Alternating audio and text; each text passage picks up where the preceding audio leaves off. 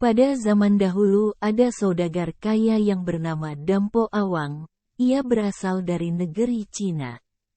Pada suatu hari Dampo Awang memberhentikan kapalnya di Jawa bagian timur.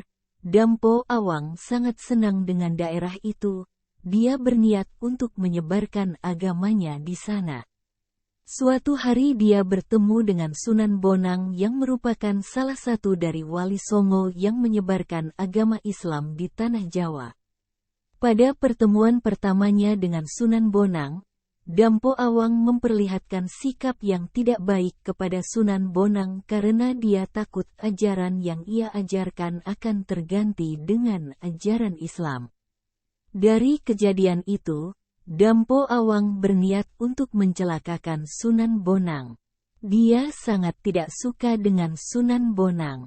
Suatu ketika, saat Sunan Bonang ingin melaksanakan sholat Asyar, Dampo Awang menyuruh pengawalnya menaruh racun ke dalam kendi yang berada di atas meja. Dia mengira kalau Sunan Bonang akan minum air itu, tetapi perkiraannya salah. Sunan Bonang tidak minum air yang ada di kendi itu. Biasanya dia mengaji ketika ia selesai sholat Asyar. Hari demi hari telah berlalu. Setiap Sunan Bonang mengumandangkan azan dan melatunkan ayat-ayat suci Al-Quran di depan teras rumahnya, masyarakat kagum dengannya.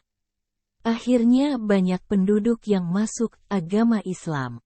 Ketika Dampo Awang mendengar kabar itu, dia jadi marah dan mengutus pengawalnya untuk menjemput Sunan Bonang.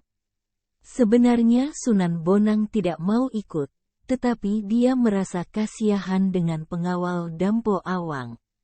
Jika Sunan Bonang tidak ikut dengan mereka, mereka akan dihukum pancung. Akhirnya Sunan Bonang ikut dengan pengawal Dampo Awang untuk pergi ke rumah Dampo Awang. Awalnya Dampo Awang menjamu Sunan Bonang dengan sangat baik. Di balik kebaikan Dampo Awang itu dia menyimpan rasa benci kepada Sunan Bonang. Dampo Awang menjamu dengan memberikan macam-macam buah-buahan segar dan air yang sangat dingin. Di tengah-tengah perjamuan tersebut, Dampo Awang meminta Sunan Bonang untuk pergi dari daerah tersebut. Tetapi Sunan Bonang menolak permintaan Dampo Awang, dia tidak ingin meninggalkan daerah tersebut. Mendengar jawaban itu, Dampo Awang sangat marah, mukanya memerah. Dampo Awang menyuruh pengawalnya untuk menyerang Sunan Bonang, tetapi Sunan Bonang bisa mengalahkan pengawal Dampo Awang. Dampo Awang tidak terima dengan kekalahannya, dia kembali ke negeri asalnya dan kembali untuk membalas kekalahannya. Ketika dia sudah sampai di tanah Jawa dia sangat kaget sekali karena semua penduduk di daerah itu sudah memeluk agama Islam. Dampo Awang sangat marah. Dia mencari Sunan Bonang.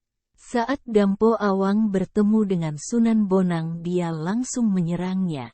Tetapi dalam waktu singkat Sunan Bonang bisa mengalahkan Dampo Awang beserta pengawalnya. Kemudian Dampo Awang diikat di dalam kapalnya lalu Sunan Bonang menendang kapal tersebut, sehingga kapal tersebut berceceran kemana-mana.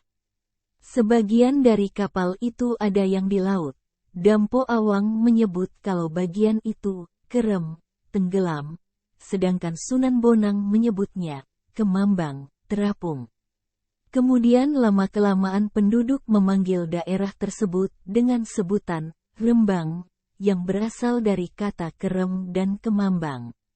Kini daerah tersebut telah menjadi salah satu kabupaten yang ada di Jawa Tengah.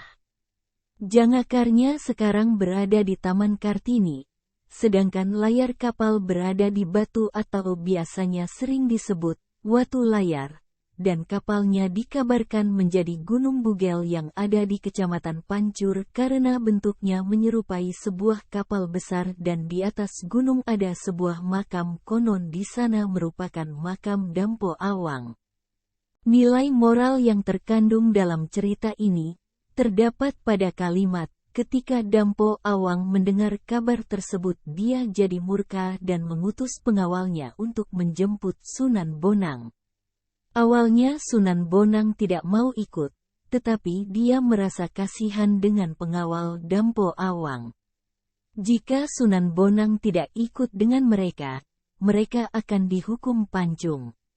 Akhirnya Sunan Bonang ikut dengan pengawal Dampo Awang untuk pergi ke rumah Dampo Awang.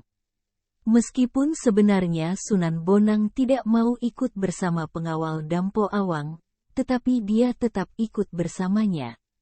Karena Sunan Bonang kasihan dengan pengawal Dampo Awang, jika Sunan Bonang tidak ikut bersamanya maka pengawal Dampo Awang akan dihukum pancung oleh Dampo Awang.